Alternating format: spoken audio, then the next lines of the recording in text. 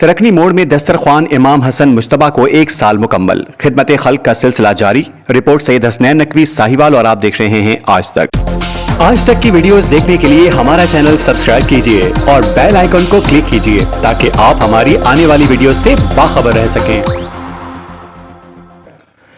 ترکنی موڑ سے خبر ہے کہ دسترخوان امام حسن مجتبیٰ علیہ السلام کو قائم ہوئے 1 سال مکمل ہونے کو ہے۔ اس دسترخوان کے زیر سایہ روزانہ درجنوں حاجت مندوں، مسافروں اور ضرورت مندوں کو کھانا فراہم کیا جا رہا ہے۔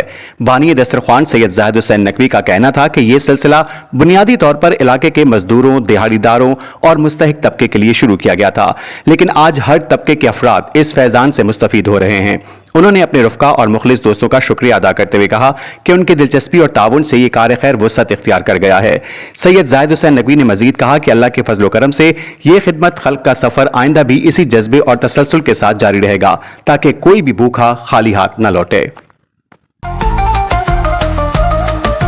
آج تک نیوز، خبر سچ کے ساتھ۔